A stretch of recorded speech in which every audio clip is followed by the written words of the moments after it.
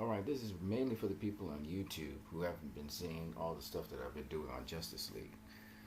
So, we're just talking a little bit about Symmetry in Justice League, which I find very, very interesting. So, Justice League, it begins with Superman, and it actually ends with Superbad as well, taking flight at the end of the movie. We're not talking about the post-credit scenes, right? So, it begins with Superman, and it ends with Superman. But here's another interesting thing that I find uh, just very, very interesting about Justice League. So, Justice League begins with the Trinity. Okay, it begins with Superman. Next, it features Batman. Then it features Wonder Woman. Well, here's the interesting thing about the symmetry. In closing, Justice League closes in the opposite direction, which would show it's a mirror image.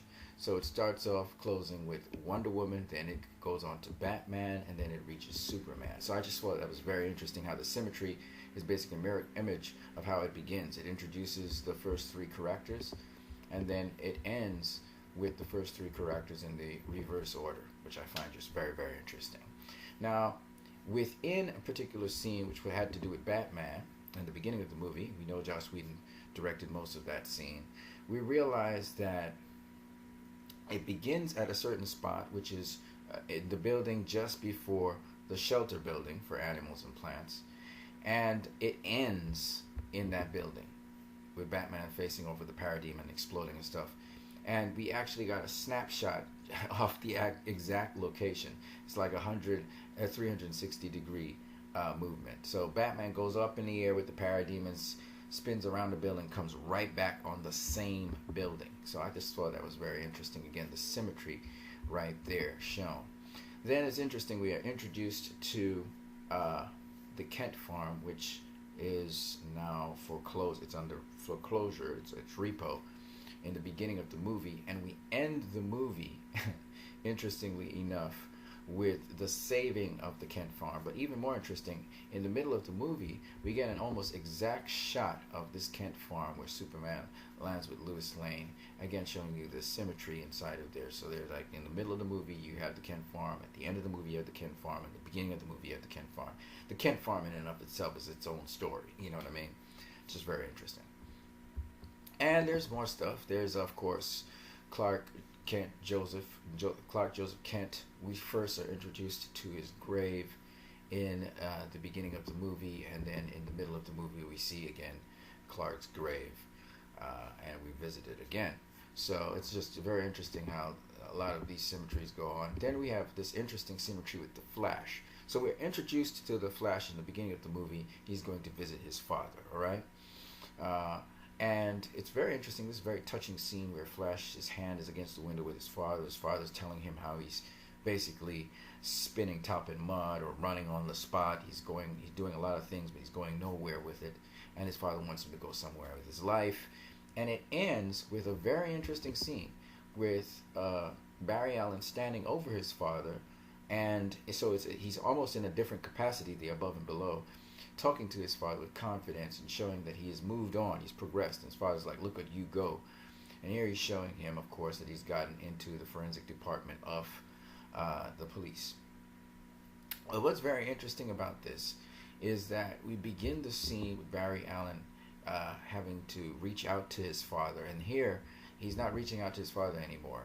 He's basically now basically showing his father something. And again, he's using the glass. I love that imagery where he's using the glass, and this time the glass, his father's in awe that he's moving on. All right, his father asked him to move on with his life, and I just find all of these things very, very interesting. So there's all these different symmetries inside of Justice League. Here's one more for you guys. There's a bunch of them, but I'm gonna talk about these. Right. So we have Wonder Woman. She's facing off against the terrorist, the head terrorist, in fact. You can see the head terrorist has abandoned his weapon. He's picked up another weapon, a bigger, stronger weapon. He used it. It didn't work. So here he is. He's facing off against Wonder Woman. She's going to hit him with her powers and blast him through the window and to thy kingdom come. But before she does that, here we see her facing off in almost the final face-off that she's going to have with that terrorist. And it's interesting that when we look at Wonder Woman, she's also faced off against another terrorist who was Steppenwolf. He was trying to bring the whole world into terror, under terror and fear. And here she is again dealing the final blow to Steppenwolf. It's not to him per se, it's to his acts, but nonetheless, she's dealing the final blow to him. And I love that the beginning of the film, when we are introduced to Wonder Woman, she's taking down a terrorist, and at the end of the film, when we see Wonder Woman, she's taking down a terrorist. I just find that wonderful. Okay, so I thought I would share some of these little aspects of symmetry that again define a Zack Snyder film. Now, I've done a lot of stuff on Facebook in terms of repetition. There's a lot of repetition inside this movie, and minimalism repetition. What I mean by that is one word or phrase is used over and over in the film, and it's typical Chris Terrio. That's typical of Zack Snyder. So I just thought this was just nice, and Whedon sort of sometimes fell along and imitated some of what Chris Terrio was doing, or imitated what Zack Snyder was doing. So I just love that this movie, in essence, captures these are just absolute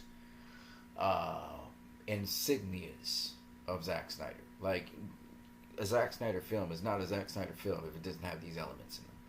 And it's just really nice to see that. Alright? So, I hope you guys enjoyed this video.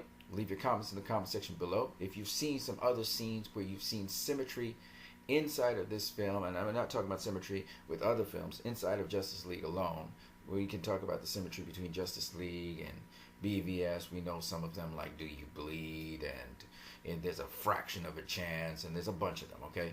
But we're not talking about it in terms of like BVS or Man of Steel. There's some in Man of Steel as well. There's some flashback scenes to Man of Steel in there. It's really cool.